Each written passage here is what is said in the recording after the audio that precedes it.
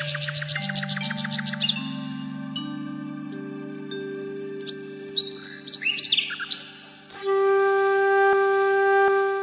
തലമുറകളായി നിങ്ങൾക്കൊപ്പം PRS hospital.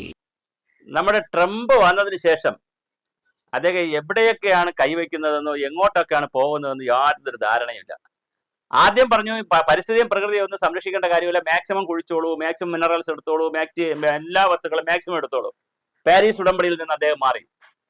ലോകാരോഗ്യ സംഘടനയ്ക്ക് പൈസ കൊടുക്കത്തില്ല. ഇപ്പോഴിത് ആശാൻ പുതിയൊരു ആശയമായി വന്നിട്ടുണ്ട്.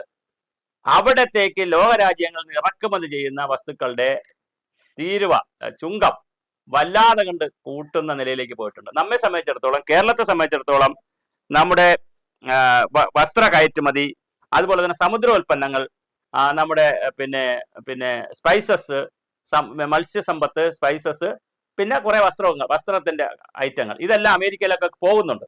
ഇതിന്റെയൊക്കെ തീരുവ വല്ലാതെ ആശാൻ കയറി പിടിച്ചാൽ, നമ്മുടെ ട്രംപ് ആശാൻ കയറി പിടിച്ചാൽ ഗൗരവമായി നമ്മെപ്പോലുള്ള രാജ്യങ്ങൾക്ക് വലിയ പ്രതിസന്ധിയാണ് ഉണ്ടാകാൻ പോകുന്നത്.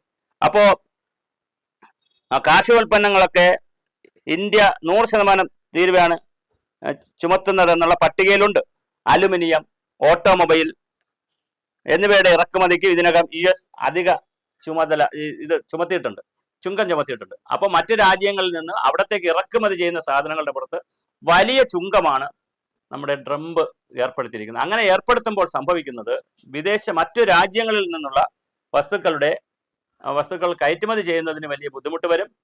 അവിടെ ഇറക്കുമതി ചെയ്യുന്നതിന് വലിയ തീരുവ കൊടുക്കേണ്ടി വരുന്നു, അല്ലെങ്കിൽ ചുങ്കം അല്ലെങ്കിൽ ടാക്സ് കൊടുക്കേണ്ടി വരുന്നത് കൊണ്ട് ജനങ്ങൾക്ക് അധിക ഭാരം വരികയും ചെയ്യും. അവർ ആ ഉൽപ്പന്നങ്ങൾ ഉപേക്ഷിക്കുന്ന രീതിയിലേക്ക് പോകും. ഇത് ലോകത്താകെയുള്ള രാജ്യങ്ങളെ ബാധിക്കും. എന്തിനുള്ള പുറപ്പാടാണ് അമേരിക്ക ചെയ്യുന്നതല്ല, അവർ സെൽഫ് സഫിഷ്യൻസി അല്ലെങ്കിൽ സ്വയം പര്യാപ്തത അല്ലെങ്കിൽ ഒരു സെൽഫ് റിലയൻസ് എന്നൊക്കെ പറഞ്ഞാണ് പോകുന്നത്. പക്ഷേ ഇത് ലോകരാഷ്ട്രങ്ങളെ സംബന്ധിച്ചിടത്തോളം, പ്രത്യേകിച്ച് കേരളത്തെ പോലും, നമ്മുടെ കൊച്ചു കേരളത്തെ പോലും ധാരാളം സാധനങ്ങൾ നമ്മൾ ഇവിടുന്ന് കയറ്റുമതി ചെയ്യുന്നുണ്ട് വിദേശ രാജ്യങ്ങളിലേക്ക്. ആ കയറ്റുമതി ഉൽപ്പന്നങ്ങളെയെല്ലാം വളരെ ഗൗരവമായി ബാധിക്കുന്ന ഒരു വിഷയമായിട്ടാണ് നമ്മുടെ ട്രംപിന്റെ തീരുമാനം വരുന്നത്. ഇന്ത്യയെ സംബന്ധിച്ചിടത്തോളം വലിയ തിരിച്ചടിയാണ് ഈ ഒരു തീരുമാനത്തിലൂടെ ഉണ്ടാകുന്നത്. നമ്മുടെ പ്രധാനമന്ത്രി അവിടെ പോയി ട്രംപിനെ കാണുകയും സ്നേഹപ്രകടനമൊക്കെ നടത്തുകയും ചെയ്തു. ഇതെല്ലാം അദ്ദേഹം ചെയ്തു. അദ്ദേഹം ആലിംഗനം ചെയ്യുകയും ആശ്ലേഷിക്കുകയും എല്ലാ കാര്യവും ചെയ്തെങ്കിലും ആശാൻ അവിടെ ഇരുന്ന് എടുക്കുന്ന ഓരോ തീരുമാനങ്ങളും ഒരു ലോകവിരുദ്ധമാണോ, ഒരു മനുഷ്യത്വരഹിതമാണോ, മറ്റു രാജ്യങ്ങളെ ഞെരുക്കുന്നതാണോ, ബുദ്ധിമുട്ടിക്കുന്നതാണോ എന്നുള്ളത് ഗൗരവമായി നാം ചർച്ച ചെയ്യണം.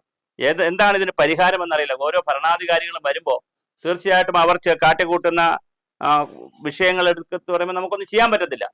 പക്ഷെ എന്തായാലും ട്രംപിന്റെ ഇപ്രാവശ്യത്തെ വരവ് ഒരു 1.5 വരവായി പോയി.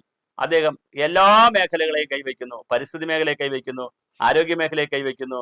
പിന്നെ അതുപോലെ തന്നെ അവിടെ നിന്നുള്ള വിദേശികളെല്ലാം അവർ അനധികൃതമായി നമ്മളെ ആളുകളെയൊക്കെ കൈവിലങ്ങ വെച്ചൊക്കെയാണ് വിട്ടത്. എന്തൊരു ക്രൂരതയാണ് കാണിച്ചത്.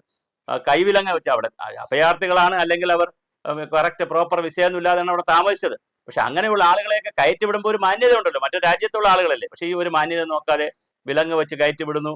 നമുക്ക് ഒന്നും ചെയ്യാൻ പറ്റാത്ത രീതിയിൽ അവർ വല്ലാത്ത രൂപത്തിലാണ് ഇവിടെ വന്നിറങ്ങിയത്.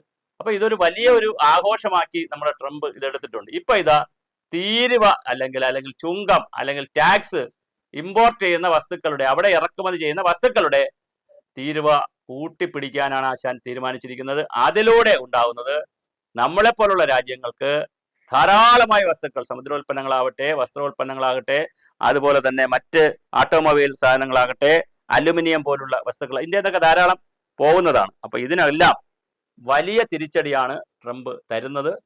ഇതെങ്ങനെയാണ് പരിഹരിക്കുക എന്നറിയില്ല. കാരണം അതേ ലോകാരോഗ്യ സംഘടനയിൽ തന്നെ ഐക്യരാഷ്ട്രസഭയിൽ പോലും പുള്ളിക്ക് താല്പര്യമില്ലാത്ത രീതിയിലൊക്കെയാണ് പുള്ളിയുടെ പ്രവർത്തനങ്ങൾ. അപ്പൊ ഇതാരാണ് ട്രംപിനെ കറക്റ്റ് ചെയ്യുക എന്ന് നമുക്കറിയില്ല.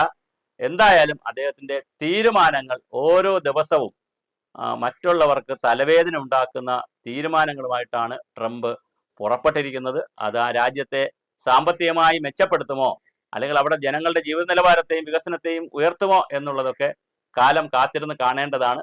എന്നാൽ ഇപ്പോൾ എടുത്തിരിക്കുന്ന തീരുമാനം നമ്മെപ്പോലുള്ള രാജ്യങ്ങൾക്കും പ്രത്യേകിച്ച് കേരളത്തിനും വലിയ തിരിച്ചടിയായിട്ടുണ്ട്.